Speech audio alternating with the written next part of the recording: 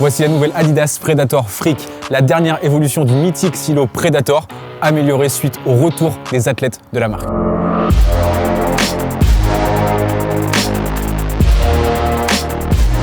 Commençons par le commencement, le nom Adidas Predator Freak. La marque aux 3 bandes est en train de changer sa manière de nommer ses chaussures avec un nom plutôt qu'un nombre, comme c'était déjà le cas par le passé. Les vrais se souviendront par exemple des Adidas Predator Accelerator, Predator Précision ou bien encore Predator Mania. Mais le nom, ça reste un détail, concentrons-nous plutôt sur les technologies de la paire. Il y a un an, Adidas présentait la technologie Demon Skin qui réintroduisait les empiècements en caoutchouc sur le silo Predator sous la forme de 406 pics inspirés des dents et des écailles de reptiles et de dragons.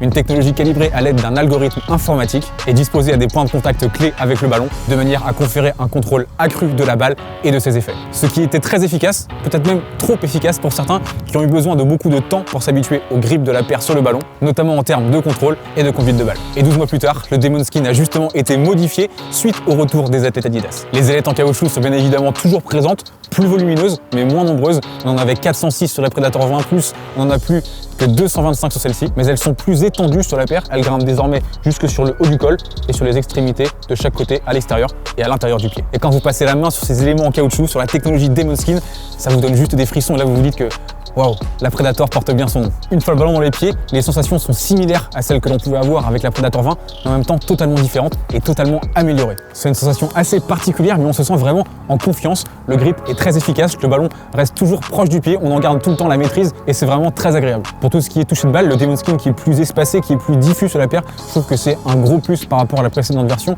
On est sur quelque chose de plus souple, de moins rigide, et ça encore une fois, quand on a le ballon dans les pieds, on ressent vraiment plus le contact, on a vraiment plus l'impression de ne faire qu'un avec sa chaussure. C'est encore un très bon point pour cette Predator Freak.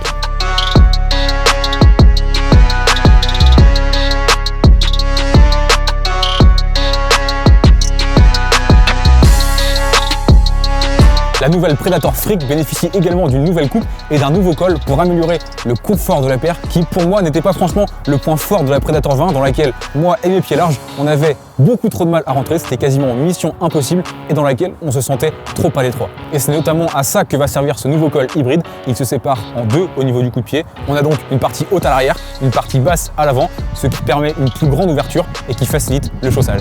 À l'arrière, on a maintenant une forme plus évasive et plus confortable. Le col était, je trouve, un élément assez dérangeant sur la Predator 20 qui venait s'appuyer sous le mollet et que l'on ressentait en permanence. Mais ce col, il a été totalement corrigé par Adidas et on a désormais une sensation plus agréable à ce niveau de la chaussure, mais aussi au niveau de la cheville où la plus grande ouverture offre une sensation de liberté au pied du joueur qui la porte. Et par rapport à la Predator 20, les sensations une fois la paire enfilée sont encore une fois améliorées. C'est souple, proche du pied, mais sans trop serrer. On s'y sent bien, on s'y sent en confiance et on a vraiment cette sensation d'unité avec la chaussure, cette sensation de ne faire qu'un avec elle. Le chausson offre un bon verrouillage du médio-pied avant de s'élargir un petit peu vers l'avant pour offrir une plus grande sensation de liberté, ce qui va être vraiment très agréable quand on aura le ballon entre les pieds. Je sais pas vous, mais moi je déteste avoir les orteils compressés à l'avant du pied dans une chaussure.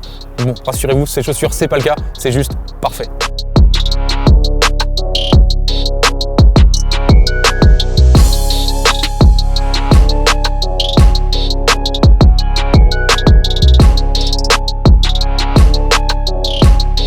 Cette nouvelle Predator Freak a été équipée d'une version évoluée de la semelle Control Frame, une semelle poids-plume garantissant une bonne accroche et une bonne stabilité dans les changements de direction. En revanche, cette semelle, elle m'a un petit peu dérangé sur les premiers instants dans lesquels j'avais la paire au pied. Il a fallu que la paire se fasse à la largeur de mon pied. Je la sentais un petit peu au niveau des extrémités, sur chaque côté. Elle peut-être qu'elle remontait un petit peu trop haut sur ce côté de la chaussure.